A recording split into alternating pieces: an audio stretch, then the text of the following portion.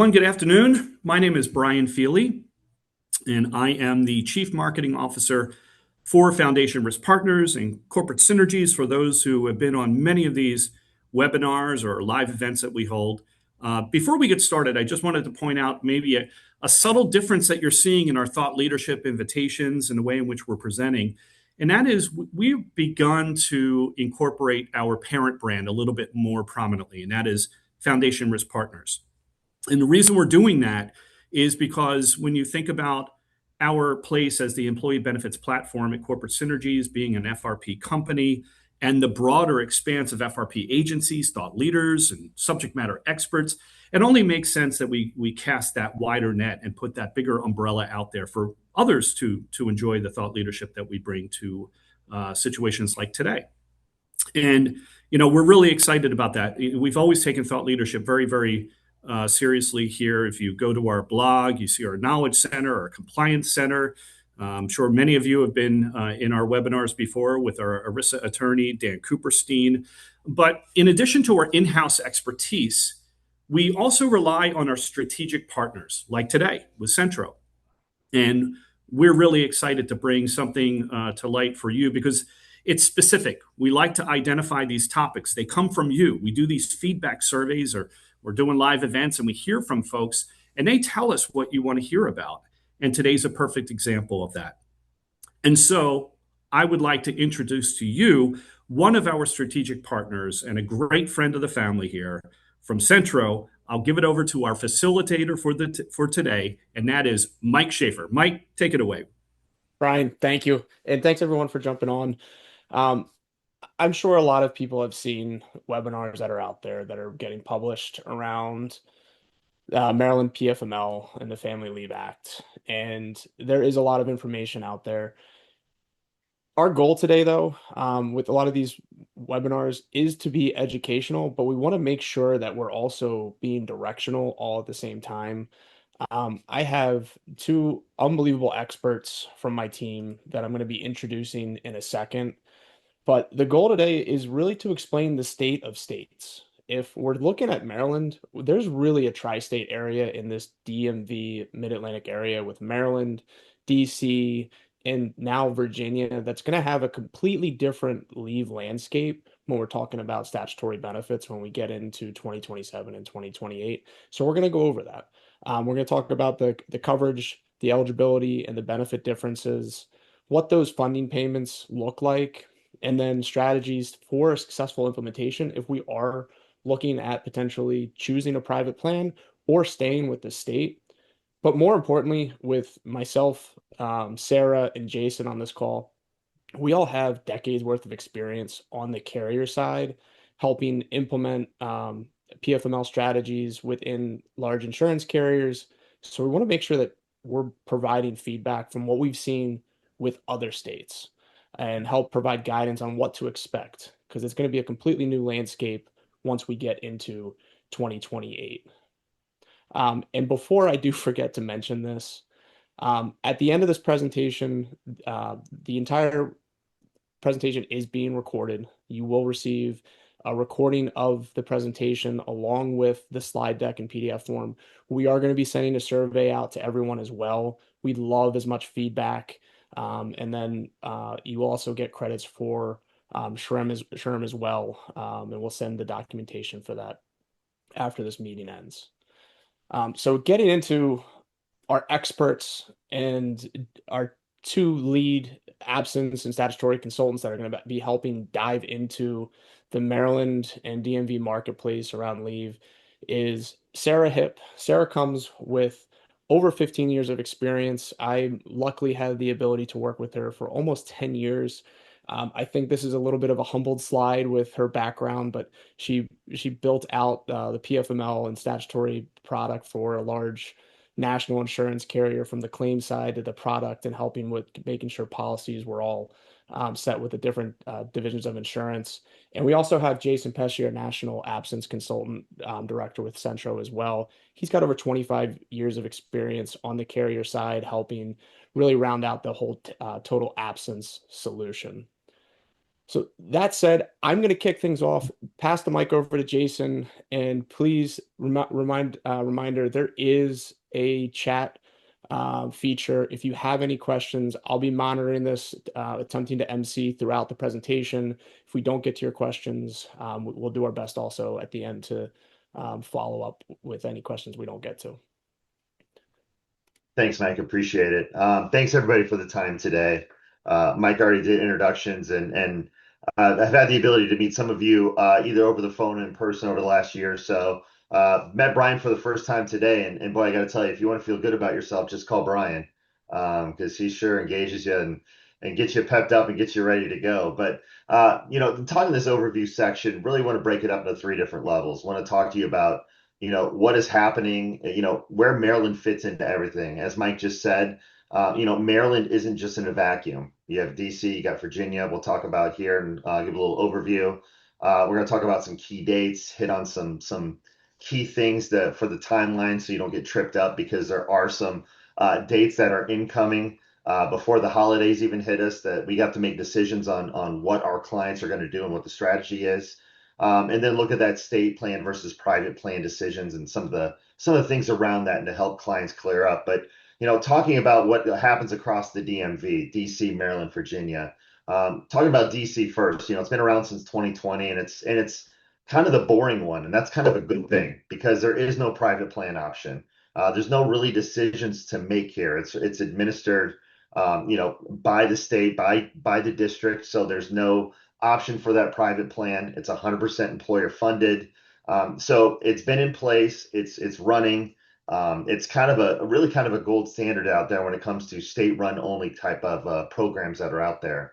But when it comes to Maryland, our main event, contributions start on 1/1/27 and benefits start on 1/1/28. And I really want to point that out because when Massachusetts rolled out a few years back, that was a big tripping point with contributions bearing benefit start dates. When contributions start, doesn't mean you have access to benefits yet because you have a 1 year pre-funding period that happens before then. So really want to make sure you point out that confusion because even though all of us are in this industry, it's still sometimes confusing to us when we're talking about it, but our clients, sometimes with our smaller employers that might just be Maryland only, it's going to be a confusing topic to talk about. I'm paying into something that's not starting for another year. Yeah, that's what you're dealing with Maryland. When it comes to other things, it's pretty vanilla when it comes to duration. It's a 50-50 employee fund split of 0.9% of wages. It's covering, those basic types of leave reasons, medical, family care, bonding, caregiver leave. And I really want to point out that caregiver leave because that is a big topic of conversation in the industry and one of the biggest gaps out there. I think a stat that I read is about 80% of the workforce out there deals with some sort of caregiver relationship in their life, whether it's taking care of, obviously their kids, or if you have elderly parents or someone in your family that you're taking care of. So Maryland really addresses a big gap out there with that caregiver leave. And then you have Maryland. Then you have Virginia, which is a year behind Maryland. It's still funding, it's still finding its footing. Rates have not been determined yet. If you ask me for a number, I can't give you one because I'm not sure where it's going to be. We know it's going to be a 50-50 employer-employee funded split, but those rates, again, are still going to be determined.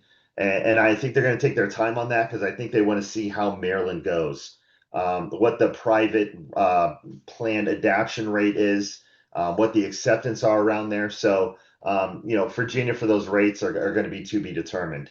But you look at the different reasons for there, you have the employee medical, the family care, military, the caregiver, the safety leave that's out there that's very important. And Virginia has said that there is going to be a private plan option that's out there. So those are kind of the three that's happening now across the DMV. I always get the question, especially in this part of the country, well, what happens if there's a federal program? These aren't going to go away. These are here to stay. They're going to evolve and change. They're going to continue to be a bigger and bigger part of the employers and clients that we work at, a part of their overall absence strategy, their benefit programs, their retentions, how they retain employees and how they attract new employees. in Maryland, the Maryland benefit's going to be a big part of that overall benefit package.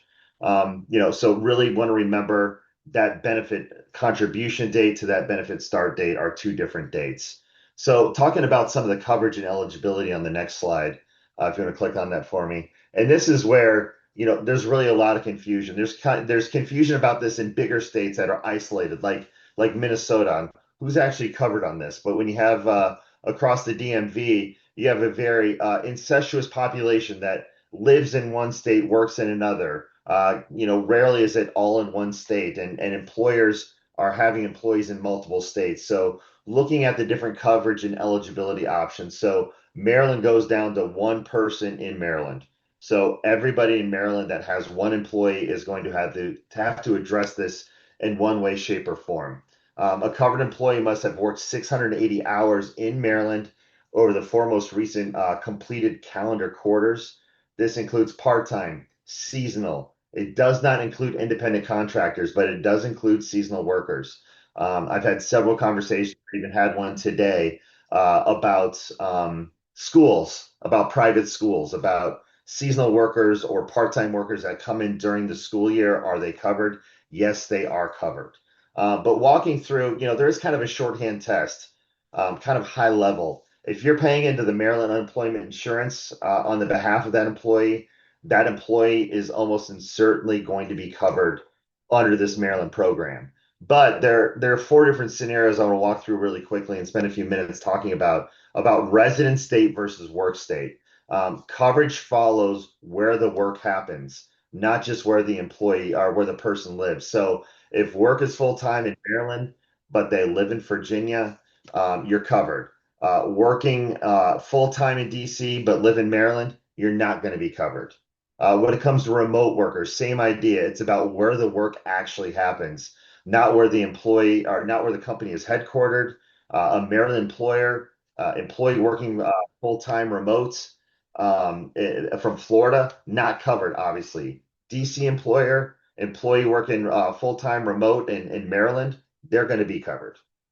So, looking at those remote workers, there's a couple different scenarios on that. When it comes to hybrid workers, this is a kind of a generally gray one, a kind of a gray area, and it really comes down to the location where the employee's base of operations versus where the incidental work actually occurs, or what the base of operation is. So if an employee travels into Maryland from an out-of-state base, usually not going to be covered under the Maryland program if it's incidental work, if they're coming in and out. But again, right now you're going to have to look at that on a case by case basis. And then no clear base of operations. Think of truck drivers, field staffing. They're bouncing between states. This usually defaults back to where the employee actually lives.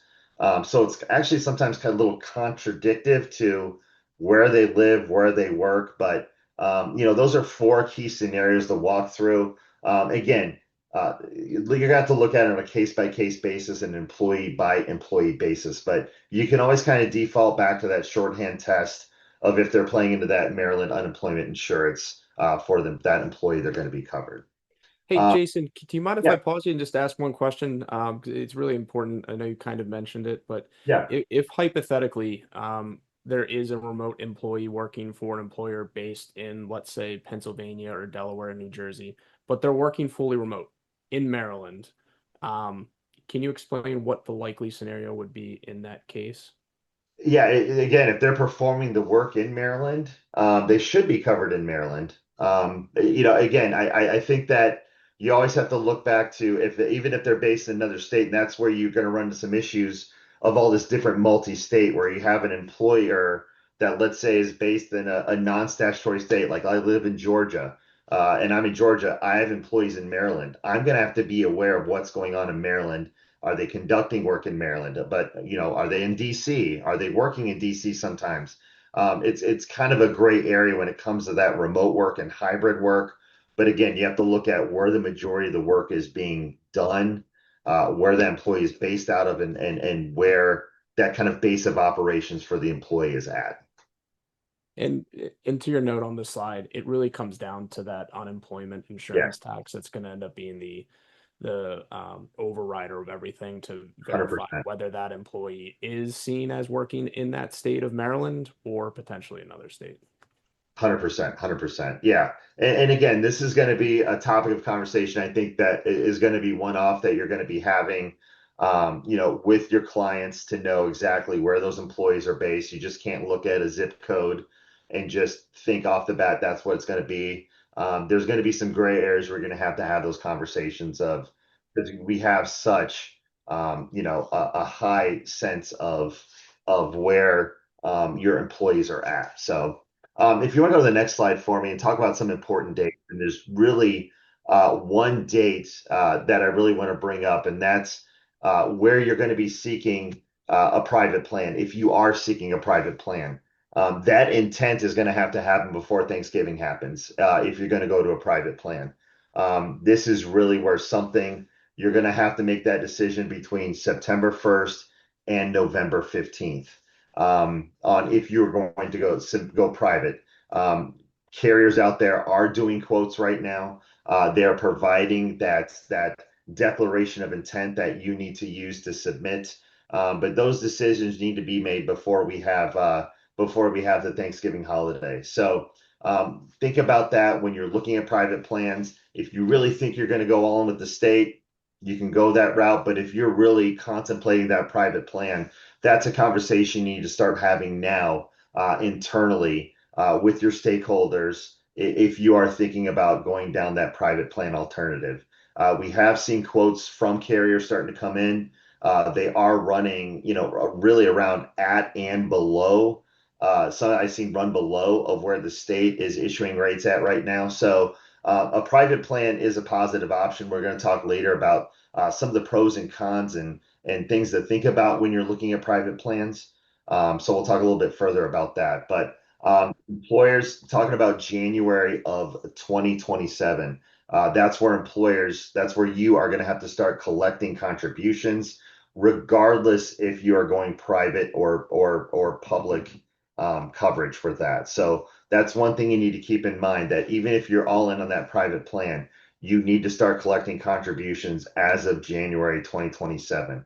And we're going to talk about some of the planning and obligation steps. We're going to save that for last, because that's really the kicker slide that I want you to take away from this is what do you need to plan for? What are your obligations and what are your next steps? And then April, at the end of the first quarter of 2027 is when you need to submit payments to the state if there's no declaration of intent submitted. So if you're collecting those contributions, April 2027, you need to start submitting those to the state. And then in January 2028 is when the benefits start under the Maryland plan. But again, if you're seeking that private plan option, now is the time to have your conversations with your broker, with whoever you're working with, to make sure that you're doing that. But make sure you're having those conversations now and not waiting, because all of us are bumping up against open enrollments. If you're making any change in carriers or plan administrators, that's all happening at the same time. So have those conversations now, get in front of it now, because one of the things I say is that compliance is not optional. And this is one of those things, this is not something that you cannot stop and think about at a later date. It's really good to address it now and move forward with that now. So now I'm going to turn over to Sarah. We're going to talk about some of the financials around this plan when it comes to funding, contributions, the benefit payments, and some of the claim experience out there. So Sarah, I'll turn it over.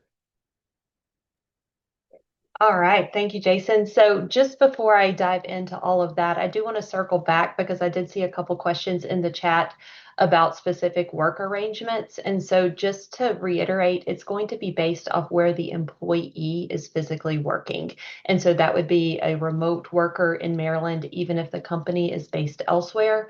If they are physically working in Maryland and therefore eligible for Maryland unemployment, they would be covered under this program. And I know there's a lot that goes into this. Your employment attorney, I hate to just use that kind of as a default, but if there are any kind of specific hybrid arrangements or anything is unclear, seeking some kind of internal counsel is always a good option as well. As Jason said, I get to go into the financials and kind of speak a little bit more as far as contributions go. I know a lot of people are entering budget season. If you have not already started, that might be right around the corner. And so kind of coming at this from that perspective and what to start considering as, contributions go live in 2027. So just to start off, I'm going to go with like the state details first. So the rate, Jason hit on this earlier, but it has been set at 0.9%. This is the state rate in Maryland, and that can be split 50-50 between the employer and the employee. And then another just caveat with this is the contributions are capped at the Social Security wage base. This number is increased every year, so it will be different next year in 2027. But just to kind of give you perspective as of where we are now, it's just under $185,000. So your higher income earners will be capped once they reach that earnings.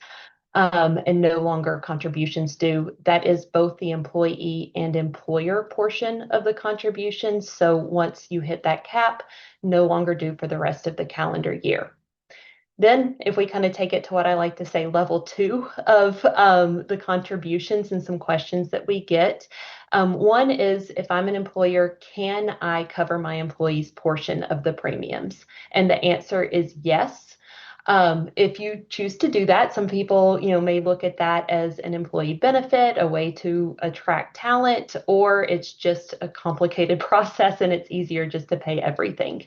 The flip side of that is you cannot have your employee pay 100% of contributions. There is that cap at that 50%, so 0.45% of earnings. Employees cannot contribute any more than that. There is also a small employer exception. So if you are truly a small employer and that's under 15 employees, you're exempt from that employer portion of the contribution. So we've got a couple examples here on the slide. In those cases, it would only be the 0.45%, and that entire amount can be charged to the employee. I do want to say that is 15 lives total, not just in Maryland. So even, if you've got 1,000 employees across the US and only 10 workers are in Maryland, that full 0.09%, or sorry, 0.9% of contributions would be owed. So it's only, it's not just looking at the Maryland population, it's the entire workforce. Then if we take it a step further, and I want to talk a little bit about private plans. And I do see a question in the chat on collecting contributions and why would an employer explore a private plan? If that is the case, we will get into that in a little bit more detail later. Jason is going to speak about private plans, but I am going to kind of hit on what that looks like. So with private plans, the rate can vary. So the state rate is set for all employers in the public plan. There's no individual underwriting. Carriers are going to be looking at a census and do some, experience underwriting like they would other products. And so in those cases, that rate may vary. And oftentimes it could be higher than the state rate.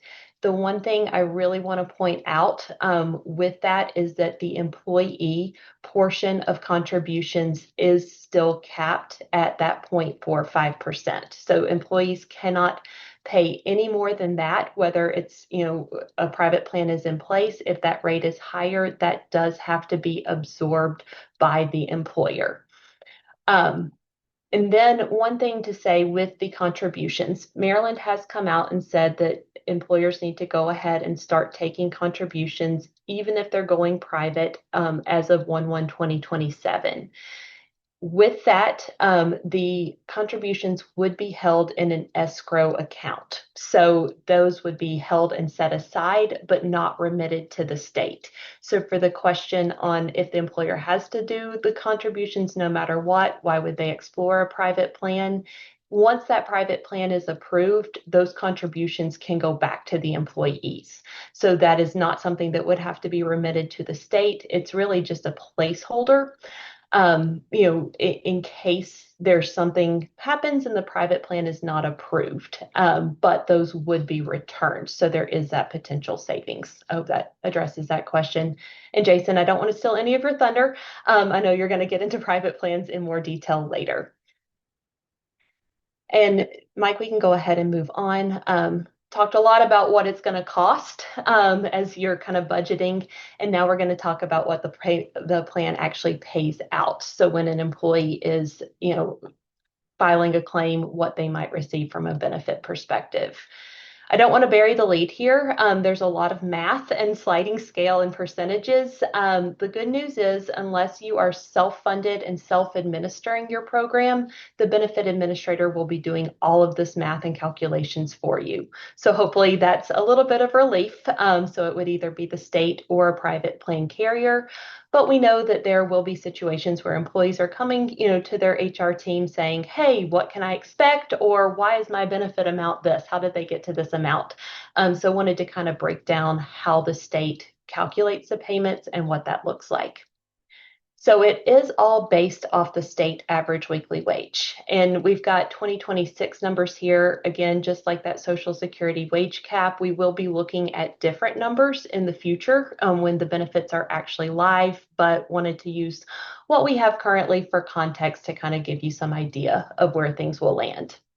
So everything is based off that state average weekly wage, which is just over $1,500 currently. And the first tier of benefits is based on 65% of that amount. So that comes to just under $1,000. So if you look at it that way, employees who are making $999.05 per week, they're going to receive 90% income replacement and cap out at that first amount. Then you have your higher income earners who, if they are above 65% of the state average weekly wage, any additional earnings will be replaced at a 50% rate. So it does go down a little bit for those higher earners in that second tier.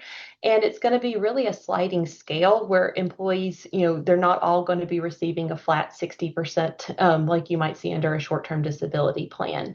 We've got a grid here on the side that kind of gives you an idea of what this might look like as you go up in earnings. But the one thing to really call out is all employees will be capped at $1,000. So that is the maximum weekly benefit amount. And you can see between $60,000 and $65,000, that's where employees are going to hit that max. There was a question earlier in the chat, and we have not been ignoring it. We're going to get into this information a little bit later. But it's how will FAMLI be managed for employers that already have short-term disability coverage in place? This program does not, it would be in addition to short-term disability, and it would not, an existing short-term disability plan does not meet all compliance obligations and replace the need to pay into the FAMLI program.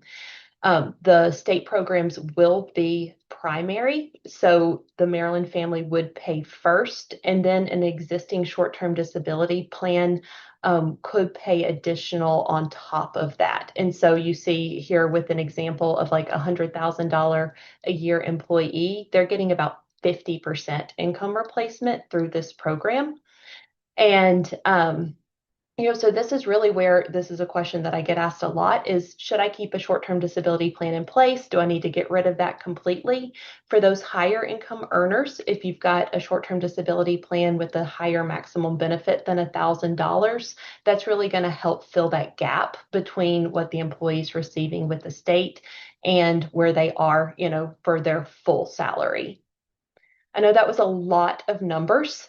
I'll pause, Mike. I don't know if we've had anything else come in the chat from a question standpoint. No, quiet so far. And just to make sure we hit the two numbers that are really set by the federal government and the state. The actual contributions themselves, that's going to follow Social Security wage max. As Sarah said, it's going to go up every year, cost of living adjustments. And then for the earnings replacement as well is going to be based on Maryland's state average weekly wage, which we can also assume, like every other state we've seen, will increase over time with expectation as every year the state reviews its reserves, they'll also be reviewing that $1,000 benefit with cost of living adjustments, that $1,000 max as we get into the future state of Maryland Family Act. That max benefit as well will likely go up slightly year in and year out. Exactly. And there was a question on whether it was gross or net weekly benefits. So these would be gross before any deductions. It's a great question. All right. Hopefully I've hit you with enough math calculations. We can kind of switch gears a little bit. Still kind of looking at some numbers here.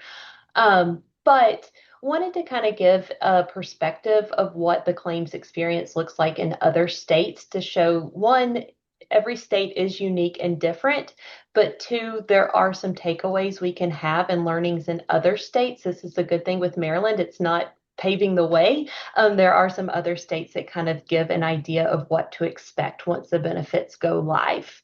I'm going to start with Minnesota and Delaware because those are brand new programs that launched in January of this year. And one of the things that has been very consistent across all new PFML states is the bonding leaves are the primary driver of the initial claim volume. And you can see here, bonding in Minnesota, almost half the claims that the state was receiving, and then Delaware slightly under, but still 42% of those initial claims that came through. This was data from February, so very early into both programs. Minnesota's released some more recent numbers, and they are starting to see those numbers level out a little bit. And that's very common. So the bonding claims will probably be, the primary driver in Maryland, just as they have been in other states, but then we'll see a little bit more shift. And you can see with some of the more mature states over here, I'm going to speak to Massachusetts, Oregon, and Colorado because DC is a little different.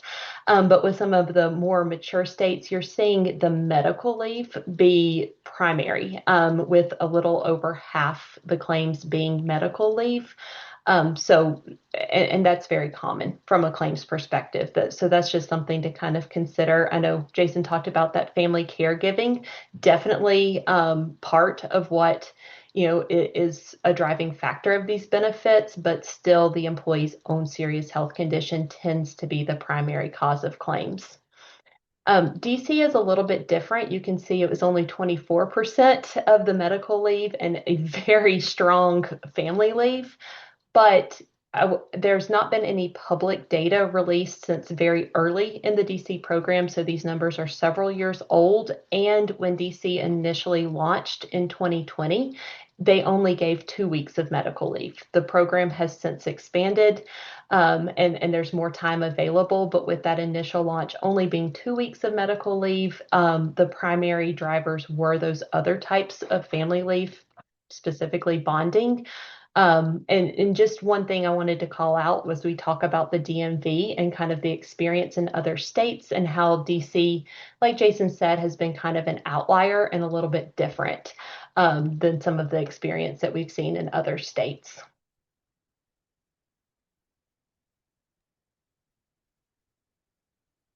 Now I think we're going to kind of shift gears and go into more of those strategies as we kind of look at, how do you go about tackling these new benefits? Kind of dive into that and getting ready. Yeah, definitely, Sarah. Appreciate it. So we're really going to walk through a couple different things initially. We are going to talk about towards the end some of the benefit coordination out there, how the Maryland benefit interacts with the other benefits out there. And then again, that planning and obligations, things you need to look at going forward. But first, I want to talk to you about some of the myths and misconceptions out there.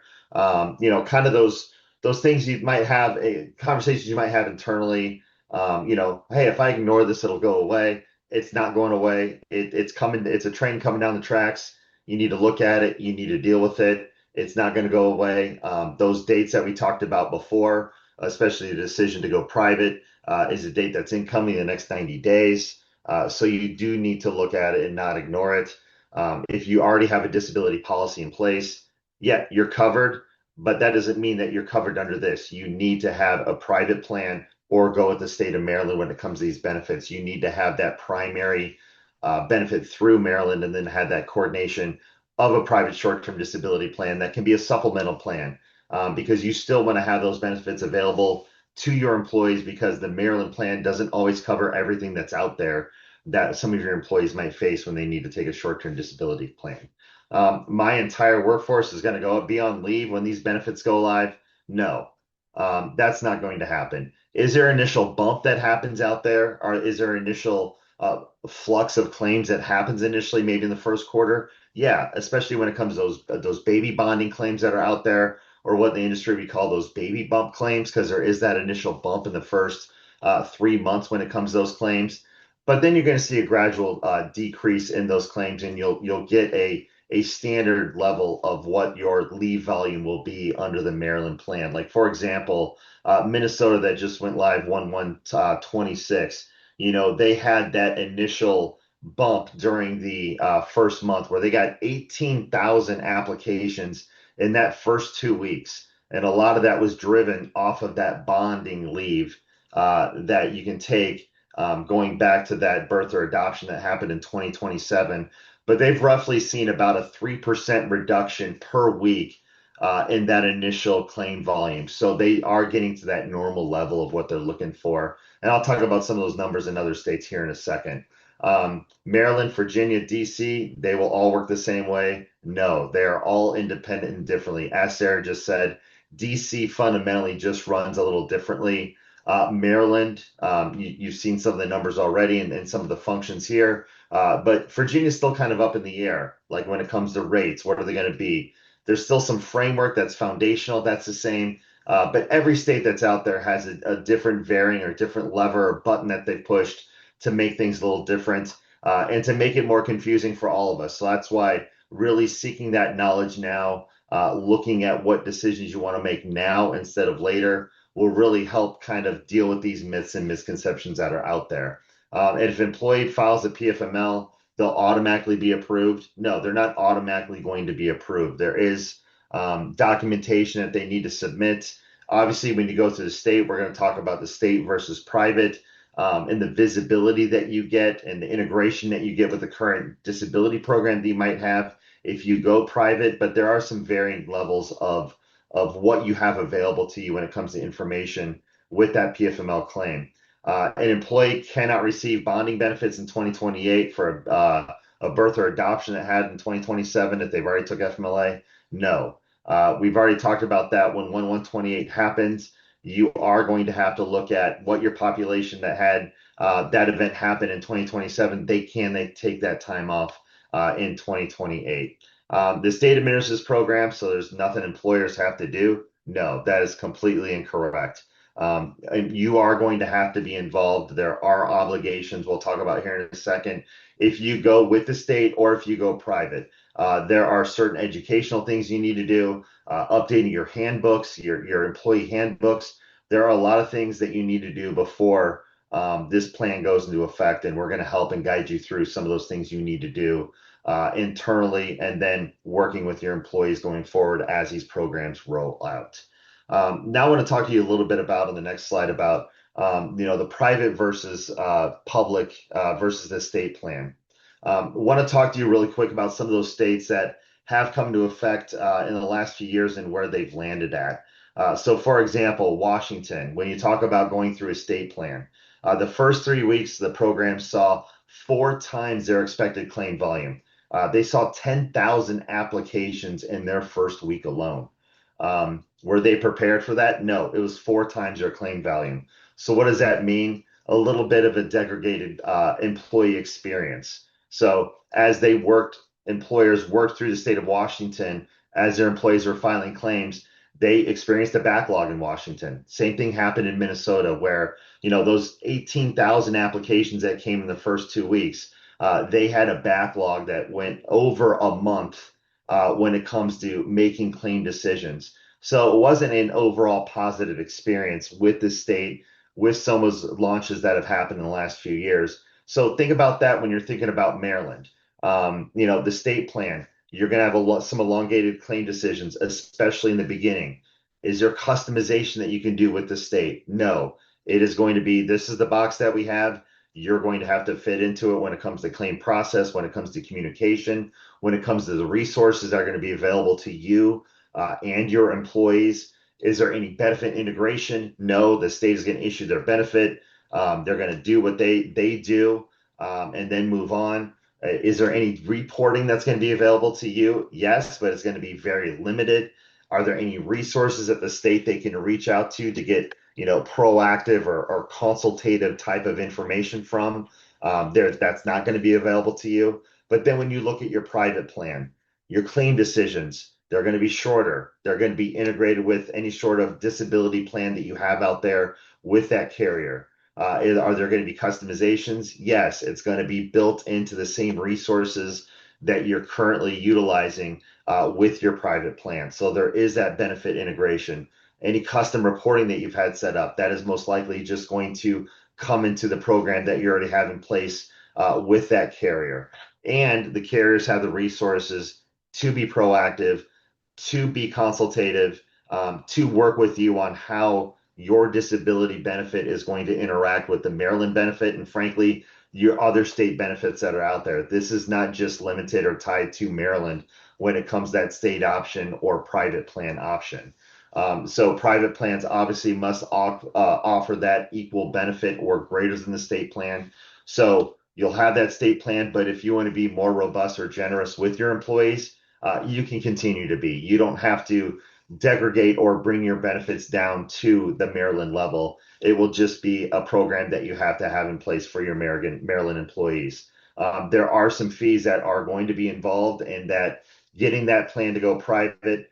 You can see that sliding scale based on the size of the employees that you have, what those fees are that you do have to do when you do go private. But again, I think when you look at this table, the benefits of going private far outreach the benefits of being with the state program or going through the state of Maryland. But again, it's a one-on-one approach on what you want to decide to do, what's best for you and your employee population, what the makeup of your population is in the state of Maryland or in other states. This will also give you the opportunity to look at your other state programs. And are they through the state? Are they private? Do some kind of spring cleaning when it comes to how you're overall running your benefit programs, any PFML states that are out there. So that's a little bit about the private plans versus the state plans. I'm now going to turn over to Sarah. She's going to talk a little bit about the coordination of benefits, how Maryland interacts with the other programs that are out there, and then we'll wrap it up with some of those obligations. So, Hey, Sarah, I'll turn Jason, it back I'm over to I'm you. gonna pause real quick. There were a Yeah. couple of questions I just want to tie Okay. into the, the wealth of understanding on this slide. Yeah. One of the questions is really how does an employee file a claim? What we've seen with most states, we don't have the actual claim form from the state yet because benefits don't go live until 2028. There's Yep. typically going to be an employee statement that's basically saying why they're out.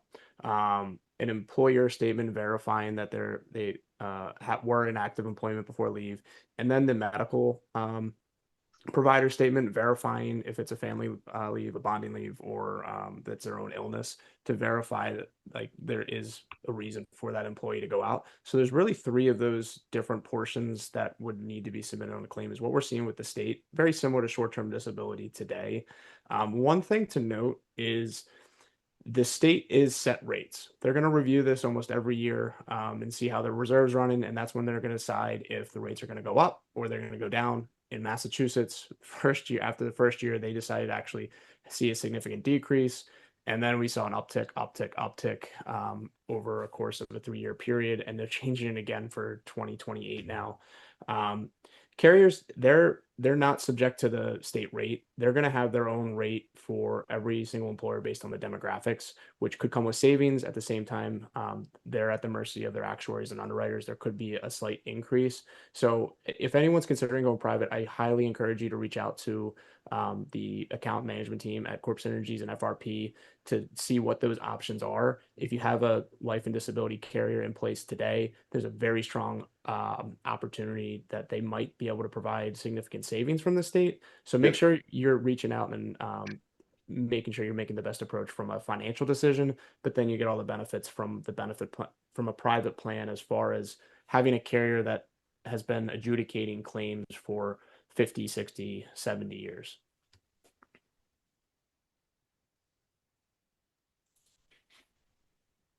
Thank you, Mike, and completely agree with everything you just said. One question kind of along those lines that just came in was if an employer will receive approval letters that the employee was approved. We don't have a lot of the details from the state yet as far as what the administration will go like. Usually there is some sort of notification of, and every state's been a little bit different. Some states won't even give you their benefit amount that they're receiving. You'd have to go to the employee to get that amount. Most of the time, the state will give you at least some idea of, they've been approved and at least the dates that they've been approved so that you know that they're out on a job protected leave. I will say from a private plan perspective, again, like Jason was saying, there's detailed, reporting, usually more detailed customer employee or communications that go out that provide additional details, um, as far as what the employee's receiving. One thing to kind of keep in mind, and one of the reasons that's so important to understand, one, why is the employee out? Have they been approved? What's going on? But also, if you are trying to coordinate extra benefits. And so I'm just going to kind of preface this slide with this is what an employee's experience could look like. It depends on, each individual program's different, especially with short-term disability or a company internal policy, those provisions can vary. But this is just kind of what it would look like, in a lot of different situations that go out with an employee. So an employee, and I'm using the birth event type of leave right now. So a bonding or a medical and bonding claim if someone is actually giving birth, because those are, the majority of claims that typically happen. But, the employee's going to say, I had a baby. They're not saying, I had a Maryland, family qualifying event, or I have an FMLA need. And so when the employee has a baby, it's important to kind of look at, there are some programs that do job protection, some programs that do income replacement, and then, the Maryland Family Program that provides both. And so when we look at that, it's okay, what is the employee eligible for and how are these going to run together? And you can see most of the time, these benefits are going to be concurrent. And so especially with FMLA and the Maryland Family, that's one that's pretty standard that those are going to run concurrently at the same time, starting as of the time the employee either delivers or is medically supported, from the disability standpoint. I did want to call out on the Maryland Family here. You can see there's kind of the little white lines breaking up week 7 through 13 on the slide. As far as medical recovery goes, that's really going to be based off what the physician is certifying, when the employee has that medical certification completed. So we usually see these birth events go about 6 to 8 weeks. That's typical under disability too, depending on the type of delivery. But if there were complications, what we really wanted to illustrate here is at a maximum, you would see the Maryland Family run up to 24 weeks. So if there is a medical reason, the employee could be out a full 12 weeks if medical certification is there, and then take an additional 12 weeks for bonding afterwards. That's kind of the maximum case scenario. What we would typically expect is about 18 to 20 weeks, with typical medical recovery. Then, if there's short-term disability, I mentioned this earlier, but that's going to pay on top of the Maryland Family Leave, where the benefits through the state program will be primary, and then short-term disability will be offsetting. Sometimes the full short-term disability amount is offset, and there might not be a benefit due. It's really going to depend on the terms of those short-term disability policies and what the employee's earnings are and how much income replacement they're receiving through the state program. And then in some cases, you might have an internal company parental leave. This is something we get asked about a lot and we see, come up, especially with new state PFML programs that do cover, bonding events. If there is a company parental program, you can write your policy to determine how you want that to coordinate. Do you want employees to be out even longer? So say you want it to kick in at the end and they could be out 30 weeks instead of capped at 24. It's not what I usually see. I usually see that topping employees up to 100% income replacement. But, and running concurrently with the state programs to kind of make employees whole. But it's really going to depend on, the provisions in that company policy. And we've got some key questions here is, when you're looking at your internal policies, what really do you want to happen, from an employee perspective? Do you want them to get additional pay? Do you want them to get additional time? And it's really important to make sure the policy is very clear on that. Mike, I saw you come off mute, so I know you might Well, want to I chime in just, here with some I stuff just, too. you Yeah. made a good point in reviewing internal policies, and I'm a living example of what happened with in an organization, a Fortune 500 company out of Boston, when my wife gave birth to our first daughter. They did not proactively review their internal programs and the way that the state of Massachusetts rolled their benefit out, similar to Maryland. Um, they provided a salary continuation program for short-term disability and parental leave prior to Massachusetts even having their state program in place. When the state went live, what ended up happening was the underlying PFML program within the state of Massachusetts and their internal salary continuation under short-term disability and the parental leave, it didn't run concurrently.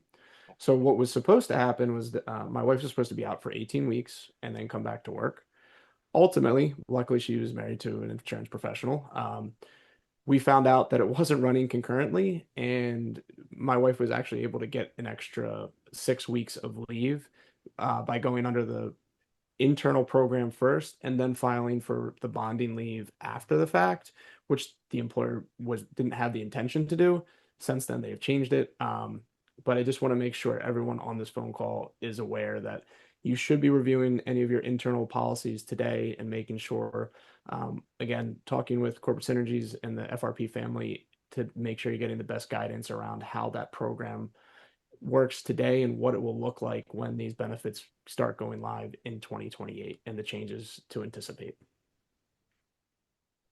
Very good point, Mike. And that kind of brings us to the next slide when we're kind of talking about the policies and what actions employers can be taken. And I totally agree with you. And I've seen that too, where employers might not have the right language in there, and that leaves things unclear for employees, or employers having things run a different way than they intended. So just wanted to kind of end the call today with some compliance obligations. So these are the things that have to happen, but then also break it down to say like, okay, here's how we can tackle this, because I know, thinking about new benefits on top of all the other things on your plate. I know Maryland family is not number one priority for many people on this call, but how can we kind of help you be a little bit more strategic in planning for these new benefits? And so thinking about like 2026 and actions to take now is one, determine how many people this even applies to in the workforce. And I know there were a lot of great questions in the chat on, I've got an employee here working remotely, or we're based in a different state. Really determining who is covered under this program, and that's going to set all your obligations going forward. And then Jason, talked about the timeline coming up starting September 1st for, filing for that declaration of intent for a private plan. So that's kind of top of mind too. And like Mike said, working with the corporate synergies team to kind of determine, okay, let's, if we want to explore the private plan options and get some quotes, let's start looking at that now, because that window for the declaration of intent is coming up, running through the middle of November. And then I know I probably bored everybody with all my contributions and numbers there, but that budget planning is very important, knowing that this is going to hit employees in their pocketbook. And then you also, as an employer, having to owe that portion of the contributions as well. So making sure those payroll deductions are in place. And I really want to stress that one, because you cannot retroactively take contributions from employees. And so that is kind of to go back to the earlier question of why would we go private, and set up that escrow account if I have to take these from employees to begin with. The private plan, you do get that money back. And as an employer, you don't have to remit those contributions to the state in 2027. So, that year of funding will stay in your pocket if you're going with a private plan and it is approved. But in order to not be on the hook for covering an employee portion of contribution, going ahead and getting those payrolls set up and holding it in escrow is extremely important. Then to kind of go into 2027 and next year, we've got monitor regulatory updates and implementation milestones. The lawmaking is pretty much set at this point, so we don't anticipate a lot more changes to come out, but it is important to stay on top of state updates because they will be releasing more of those details around, what to expect, how an employee can file a claim. Will you get all the details if an if an employee is approved? So kind of keeping in mind, all those more details that come out through the state over the next year as they prepare to go live with the benefit programs. We've already talked at length about updating company policies and, coordinating all those benefits together. But the other thing to really point out is manager training. I know, this is a new benefit. Employees will probably have a lot of questions, and the first person they're going to go to is their manager. And so making sure managers are aware of internal policies and procedures.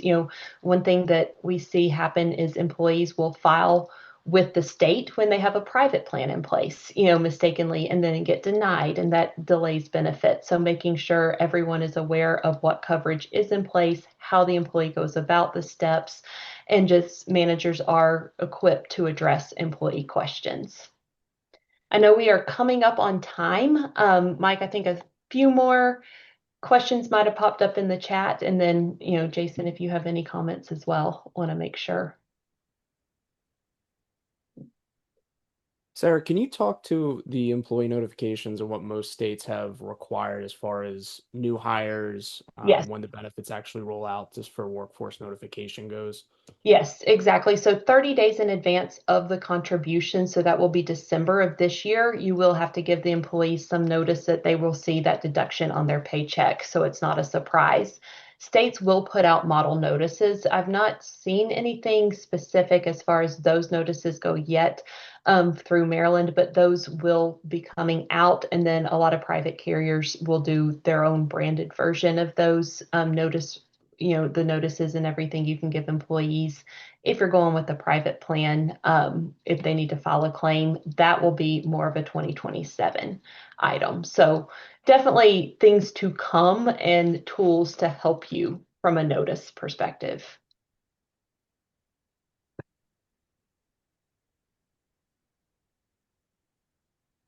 Another good question on will the private plans help with employee communications and timelines?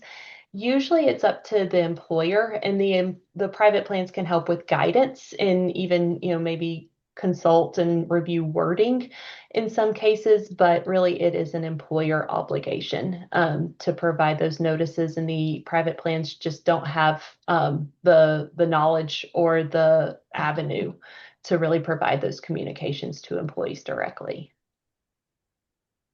Hey, Sarah, question on the contributions. If an employer does end up deciding to fund 100% of the program, and we are looking into the pre-funding period of 2027, and while we're holding everything in escrow, can you explain, does the employer have to actually withhold contributions during that period, or is that more of this gray area where we're curious if the state is actually going to police it?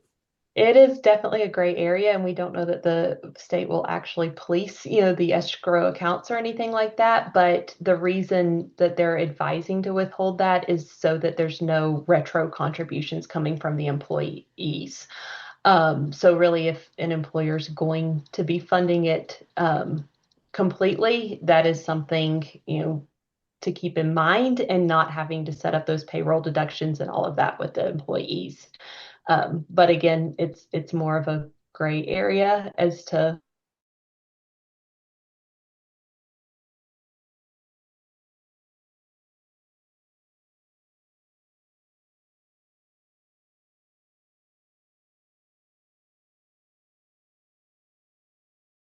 you. Yeah, no, this is great. I love kind of watching the chat and all the questions that are coming in. I love it when there's very specific questions that are helping everyone out to navigate this. And it's a perfect example, as I said from the very beginning. We love your feedback. We want to hear about the topics that we can deliver to you. Mike, Jason, and Sarah, awesome webinar, great information. We really appreciate it. As you can see on the screen, there's going to be the recording of this event. So we'll be able to get that out to you, as well as the credits.